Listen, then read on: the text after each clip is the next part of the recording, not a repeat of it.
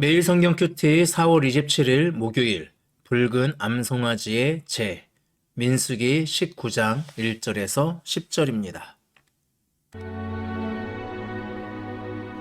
여호와께서 모세와 아론에게 말씀하여 이르시되 여호와께서 명령하시는 법의 율례를 이제 이르노니 이스라엘 자손에게 일러서 온전하여 흠이 없고 아직 멍에 매지 아니한 붉은 암송아지를 내게로 끌어오게 하고 너는 그것을 제사장 엘라살에게 줄 것이요 그는 그것을 진영 밖으로 끌어내어서 자기 목전에서 잡게 할 것이며 제사장 엘라살은 손가락에 그 피를 찍고 그 피를 회막 앞을 향하여 7번 뿌리고 그 암소를 자기 목전에서 불사르게 하되 그 가죽과 고기와 피와 똥을 불사르게 하고 동시에 제사장은 백향목과 우슬초와 홍색 실을 가져다가 암송아지를 사르는 불 가운데에 던질 것이며 제사장은 자기 옷을 빨고 물로 몸을 씻은 후에 진영에 들어갈 것이라. 그는 저녁까지 부정하리라. 송아지를 불사른 자도 자기의 옷을 물로 빨고 물로 그 몸을 씻을 것이라.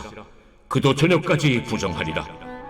이에 정결한 자가 암송아지의 채를 거두어 진영 밖 정한 곳에 둘지니 이것은 이스라엘 자손 회중을 위하여 간직하였다가 부정을 씻는 물을 위해 간직할지니 그것은 속죄제니라.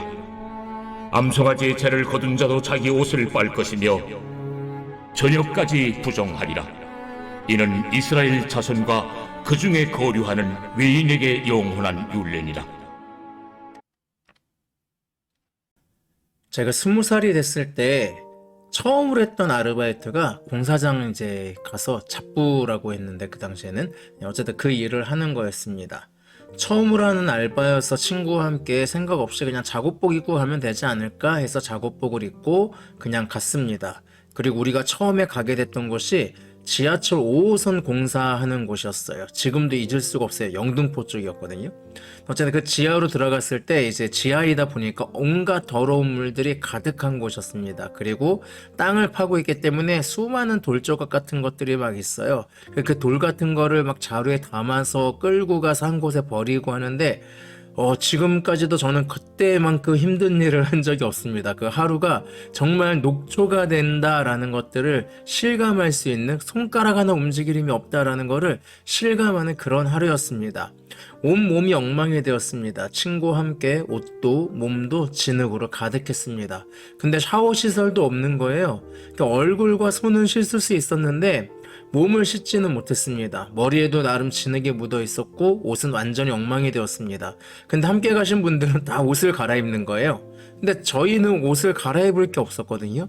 그러니까 이제 젖어 있는 상태고 또 너무 이제 흙이 많이 묻어 있으니까 버스를 탈 수가 없는 그런 상황이었어요. 그리고 또 택시를 타자니 또 좀 방해가 될 것 같은 느낌? 그런 느낌에서 친구와 함께 몸이 완전히 마를 때까지, 그때가 또 여름이었어요. 그래서 제가 몸이 완전히 마를 때까지 좀 걷자. 그래서 좀 걸어서 이제 모래하고 대충 털어낼 대로 털어낼 수 있게 됐을 때, 그때 이제 택시를 타고 집에 돌아왔던 기억이 납니다. 집에 돌아왔는데 옷은 도저히 감당이 되지 않더라고요. 그래서 그거는 그냥 버리게 되었고요. 이제 비누로 몸을 씻는데 비누가 까매지는 거를 발견했어요. 그러니까 비누 덕분에 내 몸을 깨끗하게 씻을 수는 있는데 막상 비누는 더러워지는 거를 제가 발견했습니다. 오늘 성경은 그런 모습을 좀 보여주고 있습니다. 이스라엘의 범죄로 인해서 많은 사람들이 죽었습니다. 아시다시피 이전 본문에 보면 매출하기 때문에 그때 그 탐욕 때문에 죽음을 불러왔습니다. 12정탐꾼 사건에서는 하나님을 부정했던 결과, 하나님을 불신한 결과 역병이 몰려오게 됐고 죽음을 불려왔습니다. 또 고라의 반란으로 많은 사람들이 죽게 되었습니다. 이렇게 하나님을 멀리하는 결과 죽음이 오는 상태의 두려움들이 이스라엘을 사로잡게 됩니다. 하나님은 그런 상황들을 이겨낼 방법들을 하나하나 알려주기 시작합니다.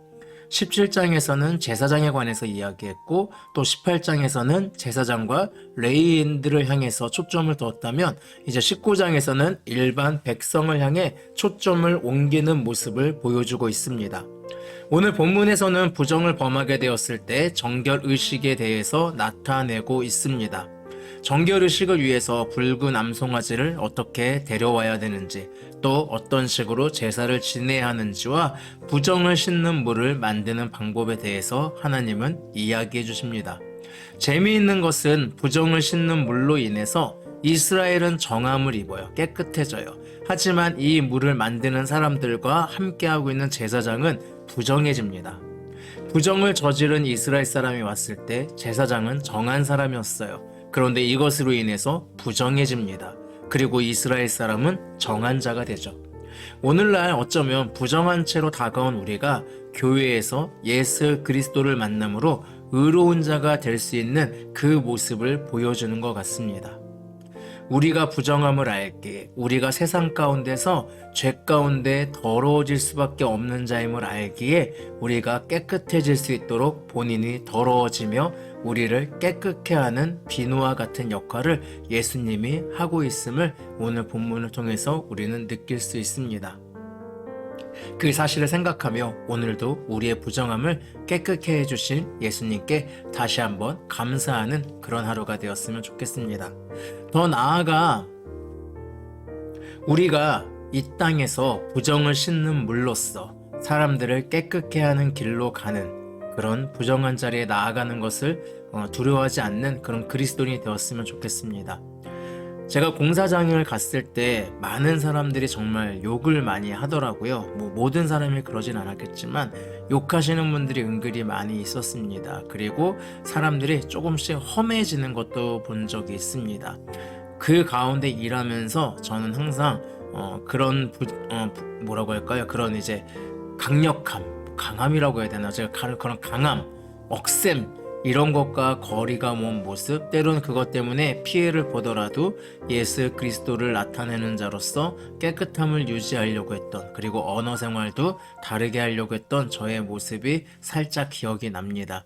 여러분도 여러분이 있는 곳에서 우리는 분위기가 이래, 이곳은 목소리가 커야 이기는 곳이야 해서 하는 것이 아니라 우리가 부정을 싣는 그리스도인이라는 사실들, 그런 사실을 기억하면서 때로는 우리가 그런 자리에 가 있기 때문에 함께 더러워지는 것처럼 느껴질 수도 있습니다. 하지만 오히려 우리로 인해서 다른 사람이 깨끗해질 수 있는 그런 시간, 우리를 통해서 자신의 부정함을 바라보게 되고 그래서 깨끗함의 길을 걸어가게 되는 그런 길로 나아가는 것을 두려워하지 않는 그런 하루, 그래서 예수님이 가신 길을 걸어가는 그런 하루가 되기를 바라겠습니다. 기도하겠습니다. 하나님, 부정한 자가 나왔을 때 어떻게 그 부정을 씻을 수 있는지 그 부정을 씻는 물을 통하여서 보여주셨습니다. 어쩌면 우리가 부정한 자이지만 그런 우리를 깨끗하게 하기 위해서 희생되시고 부정을 씻는 물이 되어주신 예수님을 생각해 봅니다. 그 예수님을 닮아 우리가 위치한 세상 속에서 부정을 씻는 자로서, 그런 그리스도인으로서, 그래서 다른 사람들을 깨끗하게 하는 그런 세상을 만들어가는데 작은 힘을 보탤 수 있는 그런 그리스도인이 되게 해주시기로 합니다. 우리를 깨끗게 해주시는 예수님의 이름으로 기도합니다. 아멘. 오늘도 말씀으로 하나님과 동행하는 행복한 하루 되길 바랍니다. 샬롬.